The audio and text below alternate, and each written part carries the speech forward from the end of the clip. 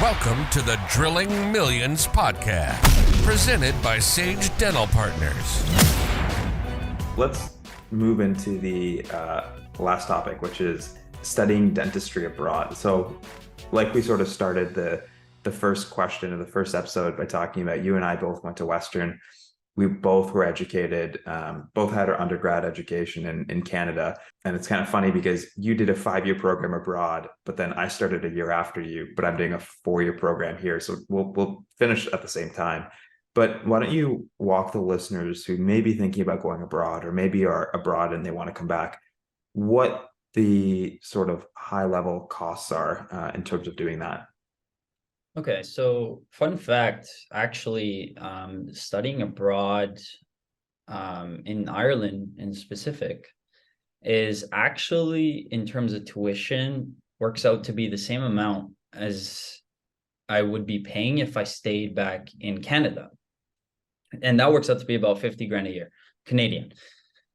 And that's just tuition. So everything else on top of that, I think, comes down to, an individual where they could be living at home, commuting in, or, living on campus, or living in a high-end residence versus low-end residence, So that's all that really matters is the cost of tuition, because every other cost is, their own, everybody is different on that aspect of things. So the main thing I would say about studying abroad, and the main advantage that you have, is that you can go directly from high school. Whereas I know, for you had to do that for your undergrad, which we both did at Western. And unfortunately, I just didn't know about the pathway at the time. That's the reason, if you're asking or you're wondering, for the listeners out there. I didn't know the pathway existed. Wish I did. If I were to tell you my one regret in life is not listening to my friend that told me after second year of Western, you should just apply here and, just leave. And I still, to this day, like, he always asks, or he always mocks me. He's like, don't you wish, you listened to me back then? Like, it's kind of funny because he's working now as a dentist. And then we would have never met because we went to that MCAT course in third year. Right. So that's the thing. So I just hit him back with, I've had good experiences at Western. Yeah, exactly. Good people that would have never met my girlfriend too. Right. So at the end of the day, that too. I don't fully regret the decision, or not making the decision, but there would have been advantages to going right away from high school, because you also don't have to write the DAT, which was a pretty tough exam, right? I didn't write it, but you did. Mm-hmm. How'd you find it? I hated it. I hate tests in general, and I especially hate standardized exams because it's just like such a black and white test, and you're basically normalized across a vast sea of dental students who are far smarter than me. So I always get put in my place whenever I do those standardized tests. Oh yeah, for sure. Yeah, and there's also that component that you're looking at, the boxes? Yeah, it's like trying to fit a key into it. That's just nuts. I don't understand why that's. I kind of get it, but it's just studying for it was the most frustrating thing because it's so hard to get good at. Right. I actually have people that I know still trying to get into dental school in Canada right now, and they're just rewriting the DAT, right? So they keep studying during the summers and so on and so forth. And I just keep hearing that section is just brutal. Like, they just keep making it bad. And I mean, there's good reason behind it, I'm sure. But in terms of, so there's that aspect things. Costs, we covered cost. We covered being able to go from, high school directly. But also, I think, going abroad gives you the culture. You learn an entire new culture out here, whether Ireland, whether Australia. I don't know. There's so many other countries. There's even the Philippines. Like, I've heard people go to the Philippines for dental school. Like, you can basically go anywhere at this point. But yeah, like, I think it's a good thing because you'll meet people all around the world, and you never know who you're going to meet. This goes back to what we were saying before, right? Like, you know, people doing other side hustles, you learn new things that school might not expose you to, you know, this and that. So yeah, I think going abroad was a good choice. In terms of all the reasons that I mentioned. Yeah. So Do you think you're missing out by not going abroad at all, or like what do you think on it? I don't know. I looked at, and thank my lucky stars I didn't pursue like kind of my biggest I think my biggest gift I've ever been given is that I didn't go to medical school after high school, because that was the path I was on until my second or third year of undergrad. And I was like, oh my God, imagine if I jumped into that prematurely just because, I didn't want med school for the right reasons. So, and like no one does. I feel like in when you're 15 to 17 years old, like it's hard to make an informed decision on what you want in terms of your work-life balance or any of these other metrics that matter. So I mean, I thank whatever you wanna thank God, whoever it is, but I thank whoever that is that I didn't go down the path. But my main reason for staying at the time was that network for me is huge. Like I feel like knowing the people around me, and like I've built some really good friendships and some really great business connections as well being in Toronto. I felt like me leaving was in a lot of ways sacrificing that, which isn't necessarily true looking back at it, because now the world is so much smaller. We could do, you're sitting thousands of kilometers away in a different country, and you and I are recording this podcast. So it's not necessary to be in the same exact city, but I really do benefit from the network of people that I've just met over the years in Toronto, which is why I'm really happy I'm still here. But I see, I'm sure if I moved away, I would make, completely a new and just more diverse in terms of mindset group of people. So I could see both being, really good. But yeah, I don't really know if I wish I went abroad. I also met my girlfriend when I was here, so so I guess and you. Yep. So I guess my answer is I don't really know whether or not it would have turned out to be better or worse. Yeah, no, yeah, I would agree. I sometimes feel that way, like I'm missing out. You know, you just know everybody back home, and like especially when you're in like first year, second year, still trying to figure stuff out in a new country, right? It's like you kind of feel like you're just, you're alone. Yeah, you learn new skills and all, and you're meeting new people, but your existing network, like you mentioned, you're just not as close. Like, yeah, even though you still have this FaceTime and Zoom or whatever, at the end of the day, you're not going out for drinks. It's Yeah, just not the same. Yeah. So yeah, you can catch up here and there, but I'm sure going for cocktails and cocktails over Zoom are two different things. oh for sure. So yeah, and yeah, I think your network is, I think we think the same in that regard. Your network definitely matters a lot. And so sometimes I do feel like I suffer that way. But there is the other side where you are broadening that network as well, right? So you might not be strengthening your existing network, but you're also expanding your existing network. So give and take, right? Give and take. Yeah. Um, And how do you arrange funding when you go abroad? Do you just use the same bank loans that you would if you went to U of T or Western, or is it a different set of? so funding is a bit tougher when you do go abroad, just because in the bank size, you have that you're just an added risk because you might not come back and practice in Canada. You could just, well, not you could, a lot of the times students would stay in the country that they are studying in. So like for me, technically Northern Ireland is part of the UK. So a lot of Canadians would stay in the UK and practice after, and then you could just forget about your loans, in Canada, right? Yeah. Because technically they can't really come after you. But how they mitigate that risk is they ask for co-signers, whereas Mm, I think you don't need a co-signer, if I'm not mistaken, on your loans, right?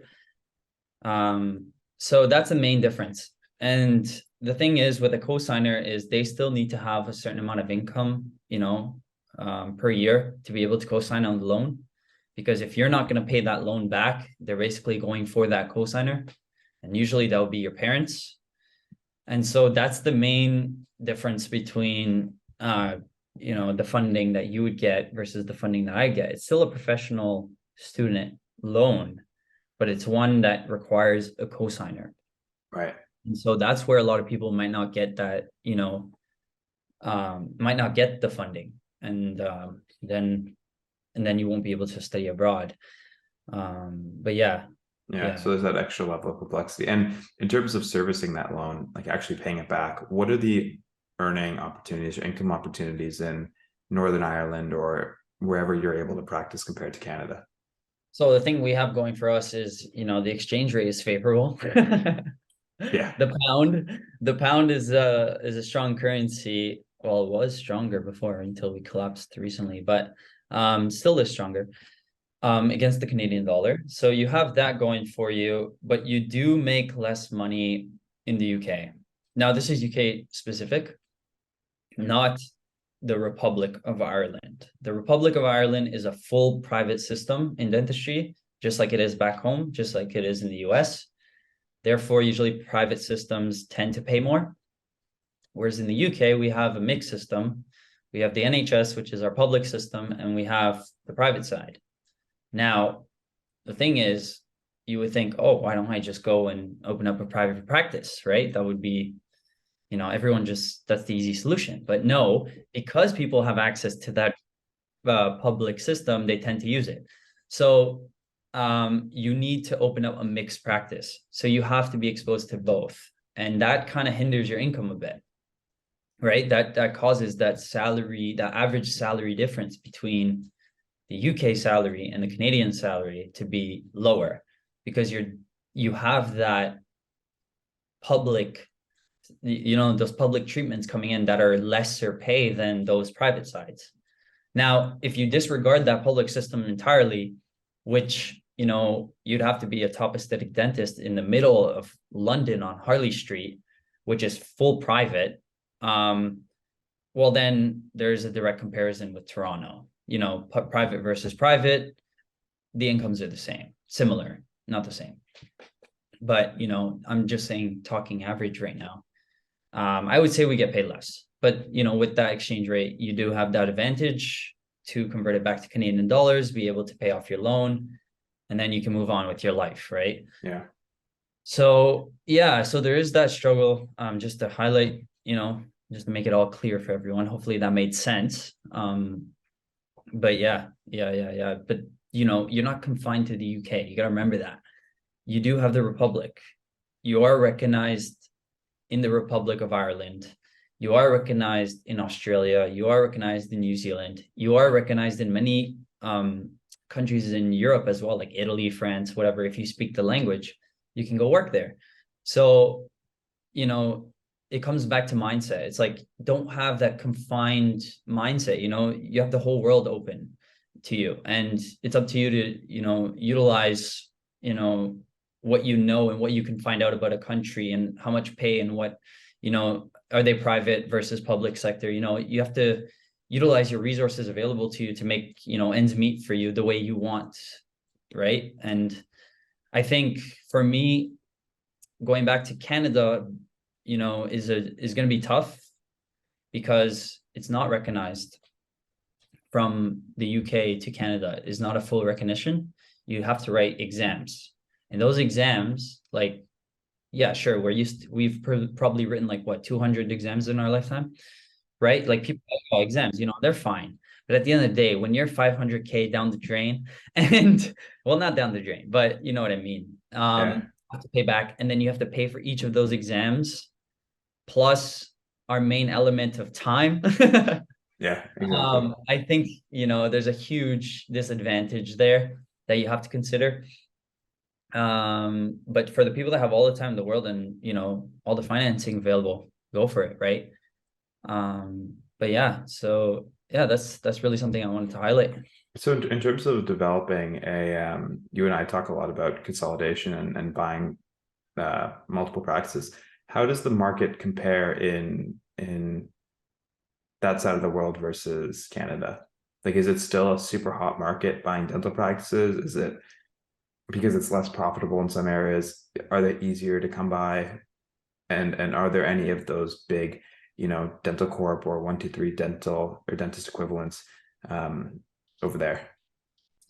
Yeah, so you would have your corporate here as well. Actually, there's like a massive one called Bupa. Have you heard of it? You've told me about it, yeah.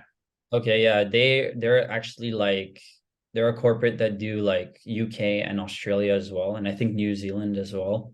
So they're like they're technically global at this point. So the market is similar in terms of, back home with the corporate dentistry, acquiring practices, you still have it's like your regular I would say it's pretty similar on that aspect of things. But then again, the only difference is that, mixed practice versus full private, right? And so, yeah, so I don't know the specifics because I've never seen, the financial sheet of these practices. But I would assume because it's a mixed practice, it wouldn't be as, favorable as a full private practice would be, right? So, yeah, that's what I have on that. That's the only kind of information because I don't really see the back end. Like I've met private doctors, I've met the mixed doctors, they won't show you the back end, right? Like no one's going to open up the books, right? Yeah. To a random student. Like why? Yeah.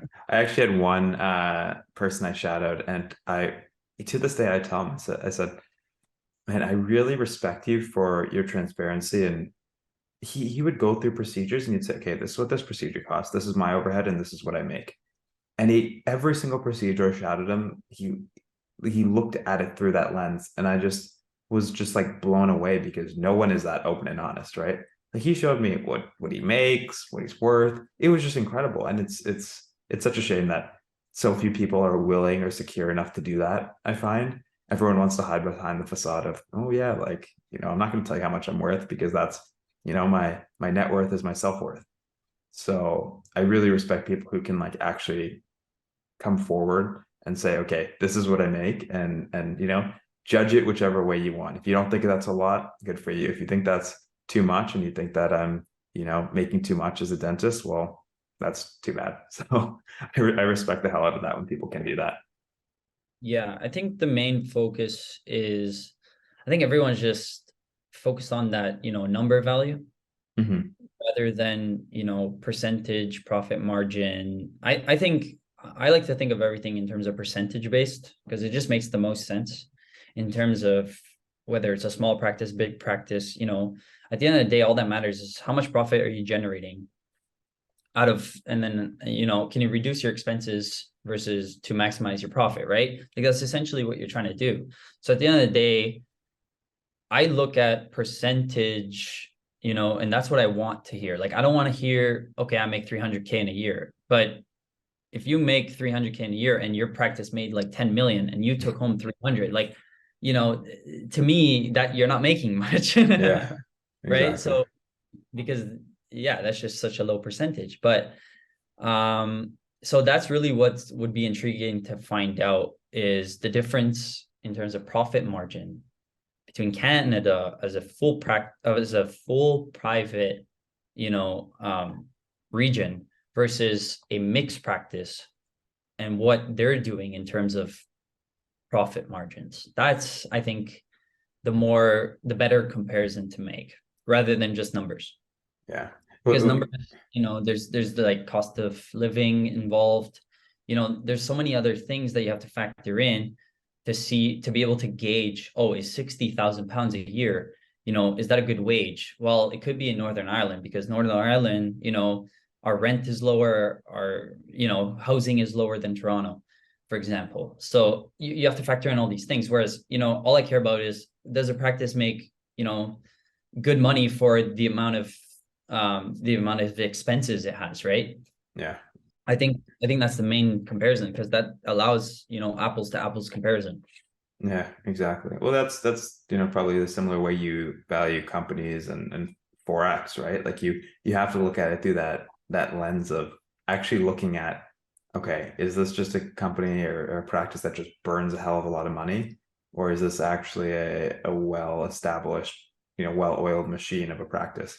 But there's lots to talk about here. Man, super insightful conversation. I really appreciate you coming on the pod, and I'm sure you'll be back soon. Yes, thank you very much, Shaquille, for having me.